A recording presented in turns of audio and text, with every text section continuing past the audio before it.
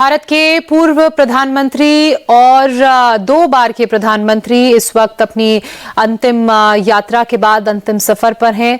थोड़ी ही देर में अंत्येष्टि होंगी। जो अंतिम प्रक्रियाएं हैं उनको अंजाम दिया जा रहा है। डॉक्टर मनमोहन सिंह का अंतिम संस्कार कुछ ही देर में होगा। पूरे राजकीय सम्मान के साथ उन्हें अंतिम विदाई दी गई। तस्वीरें लगातार हमने आपको दिखाई। ये तस्वीरें भी आप निगम बोध घाट से देख रहे हैं, जहां तमाम गणमान्य मौजूद हैं। राष्ट्रपति द्रौपदी मुर्मू, उपराष्ट्रपति जगदीप धनखड़, प्रधानमंत्री नरेंद्र मोदी, इसके अलावा उनकी कैबिनेट के मंत्रियों को आप तस्वीरों में देख रहे हैं। और साथ ही वो शख्सियत जिसे आज पूरा देश नम आंखों से, गमजदा मन से अलविदा कह रहा है, अपनी अंतिम विदाई और अंतिम श्रद्धांजलि दे रहा है। उनको आज डॉक्टर मनमोहन सिंह को आज पंचतत्व में वो विलीन हो जाएंगे। और ये तो अटल सत्य है कि जो इंसान पैदा हुआ है उसने एक दिन जाना ही है, लेकिन आप अपने पीछे क्या छोड़ जाते हैं, कैसे लोग आपको याद करेंगे, कैसे आपके कामों के जरिए आपको याद किया जाएगा, वो सबसे महत्वपूर्ण है। और उसका एक सबसे बड़ा उदाहरण रहे हैं डॉक्टर मनमोहन सिंह, जिनका कुछ ही देर में अंतिम संस्कार होगा। हालांकि किसी तरह का पॉलिटिकल बैकग्राउंड नहीं था, बहुत ही सामान्य हम्बल बैकग्राउंड से आते हैं। और किस तरह से उन्होंने एक हम्बल बैकग्राउंड से आकर यहां तक का सफर तय किया। प्रधानमंत्री की कुर्सी में 2 बार काबिज रहे और उसके बाद भी उनके व्यवहार में, उनकी भाषा में किसी तरह का कोई अनहम्बलनेस नहीं थी। आपने हमेशा उनको सौम्य, शांत और देश के प्रति सोचने वाले व्यक्ति के रूप में पाया है। और अगर मनमोहन सिंह जी की बात की जाए तो आज उसी रूप में पूरा देश उन्हें याद कर रहा है, उन्हें नमन कर रहा है। क्रॉस पार्टी लाइंस जो अलग अलग दलों के नेता हैं, आज उन्हें उनके व्यवहार के लिए, उनके फैसलों के लिए, उनकी नीतियों के लिए याद कर रहे हैं। प्रधानमंत्री नरेंद्र मोदी को आपने सुना, उन्होंने भी ये कहा कि ये एक बड़ी क्षति ना सिर्फ कांग्रेस के लिए बल्कि देश के लिए है। हमने उस व्यक्ति को खो दिया जिसने आर्थिक, समाज की आर्थिक दृष्टि से भारत को एक अग्रणी पहचान दिलाई। वो 1991, 1990, 1991 का वो दौर जब इकोनॉमिकल क्राइसिस चल रही थी, ना सिर्फ भारत में बल्कि अलग अलग देशों में। उस दौर में जब पीवी नरसिम्हा राव की तरफ से एक फोन डॉक्टर सिंह को गया, जिस फोन को उन्हें लगा कि उनके साथ शायद मजाक किया जा रहा है, ये कहा गया कि कल शपथ ग्रहण समारोह है, आपने मौजूद रहना है क्योंकि नरसिम्हा राव ने ये फैसला लिया है कि वो आपको वित्त मंत्री बनाएंगे। और आधी रात को वो फोन आया था और सुबह डॉक्टर सिंह अपने दफ्तर चले गए। उनके दफ्तर से उन्हें वापस बुलाया गया, उनसे कहा गया कि आपको इस समारोह का हिस्सा होना है। और फिर वो वहां पहुंचे और उसके बाद जो कुछ हुआ वो ना सिर्फ उससे डॉक्टर सिंह के जीवन में बदलाव आया, लेकिन वो बदलाव भारत के हर उस नागरिक ने महसूस किया, हर उस व्यक्ति ने महसूस किया जिसे उस बदलाव को, जिस बदलाव का मैं जिक्र कर रही हूं, उसे आज हम जीते हैं। किस तरह से ग्लोबलाइजेशन, इसके अलावा हमने देखा कि कैसे जो लाइसेंसी सिस्टम है उसे खत्म किया गया और फॉरेन इन्वेस्टमेंट के लिए दरवाजे भारत ने खोले। और इन सारी चीजों ने भारत को एक बेहतर दिशा दी, भारत की अर्थव्यवस्था में सुधार आया और उस अर्थव्यवस्था ने ऐसी गति पकड़ी कि वो आज 5वें नंबर की, भारत की अगर बात की जाए तो 5th लार्जेस्ट इकोनॉमी बन गया है। और उसी दिशा में भारत अग्रसर है, उसी दिशा में काम कर रहा है। 3rd लार्जेस्ट इकोनॉमी कैसे भारत बने, उस दिशा में लगातार काम हो रहा है।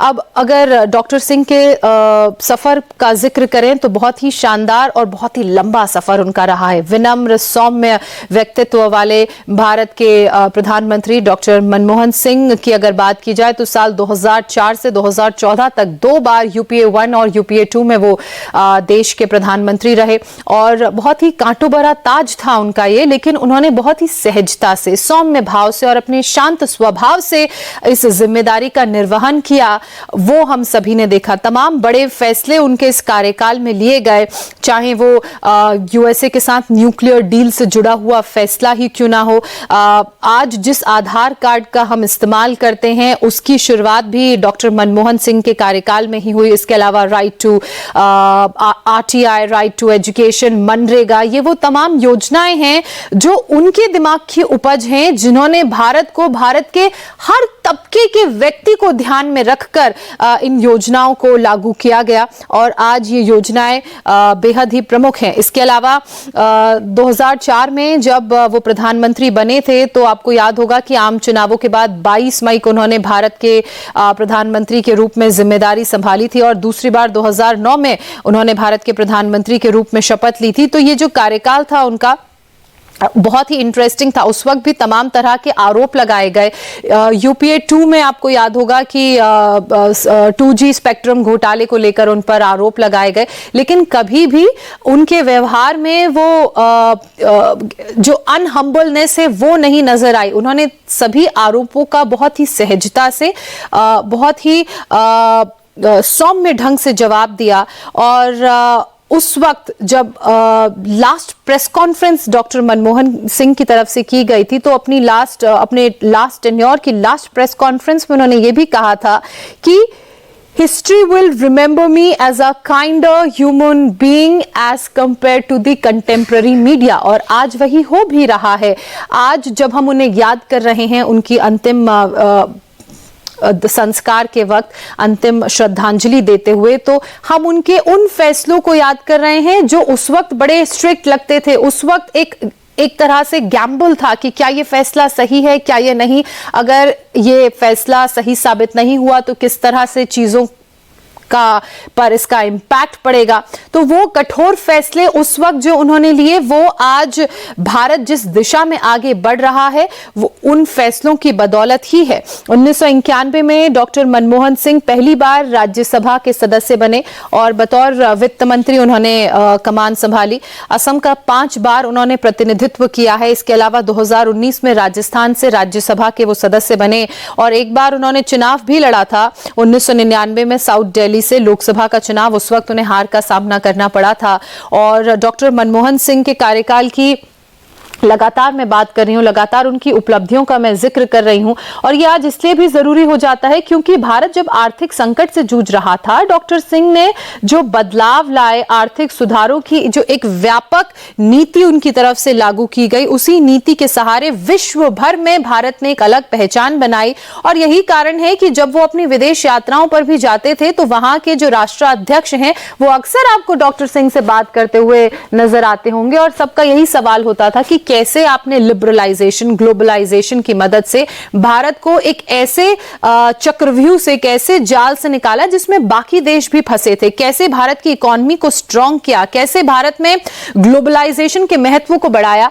याद कीजिए, एक वो दौर था जब एक फोन कॉल के लिए इतनी परेशानी झेलनी पड़ती थी, घर में कुरियर तक आने में बहुत वक्त लग जाता था।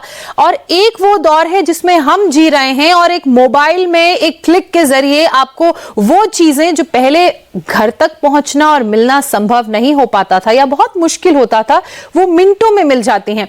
तो ये वो ग्लोबलाइजेशन, ये वो जो फॉरेन निवेश को भारत में बढ़ावा दिया गया और बहुत सारे ऐसे लाइसेंसेस को कैंसिल किया गया जो इस रास्ते बाधा बन रहे थे, ये सब उसी की बदौलत है। ये सब उनके दिमाग की उपज है जिसका आज फल, बीज उनकी तरफ से बोया गया, जिसका आज फल पूरा देश चक रहा है। 1998 से 2004 की अगर बात की जाए तो भारतीय जनता पार्टी उस वक्त सत्ता में थी और डॉक्टर मनमोहन सिंह राज्यसभा में विपक्ष के नेता रहे। उस वक्त भी उन्होंने बतौर विपक्ष के नेता अहम जिम्मेदारियां निभाई। 1999 में जो चुनाव लड़ा, उस चुनाव में जरूर उन्हें हार का सामना करना पड़ा, लेकिन 2004 से 2014 तक प्रधानमंत्री की कुर्सी पर वो काबिज रहे और उस कुर्सी पर बैठकर उन्होंने तमाम ऐसे फैसले लिए जिसका कई बार अंदर खाने ही उन्हें विरोध भी झेलना पड़ा। लेकिन वो तस्वीरें और वो फैसले हमें आज भी याद हैं जिनकी बदौलत हम आर्थिक रूप से इतने मजबूत हो पाए हैं। और आज इन्हीं फैसलों, इन्हीं बदलावों को लेकर याद कर रहा है पूरा देश अपने पूर्व प्रधानमंत्री डॉक्टर मनमोहन सिंह को और नम आंखों से उन्हें विदाई दे रहा है। 53 साल का लंबा उनका सार्वजनिक करियर रहा। और उस करियर में उन्होंने अहम जिम्मेदारियों को निभाया। आप सोचिए, अविभाजित पंजाब से वो आते हैं और विभाजन के दौरान बहुत कुछ उन्होंने देखा, अपना घर तक उन्होंने खो दिया। उसके बाद भी एक वो विनम्रता का, सहजता का भाव उनके अंदर रहा। पढ़ाई में बहुत अच्छे थे, पढ़ना उन्हें बहुत पसंद था और यही कारण है कि ऑक्सफोर्ड यूनिवर्सिटी तक वो पहुंचे और वहां इकोनॉमिक्स की डिग्री उन्होंने ली। वहां पर पीएचडी और हायर एजुकेशन उन्होंने की। उसके बाद जब वो भारत वापस आए तो बतौर शिक्षक भी उन्होंने महत्वपूर्ण जिम्मेदारियां निभाई और उसके बाद ये जो सफर शुरू हुआ था बतौर प्रधानमंत्री की जिम्मेदारी के साथ उन्होंने देश को आगे बढ़ाया।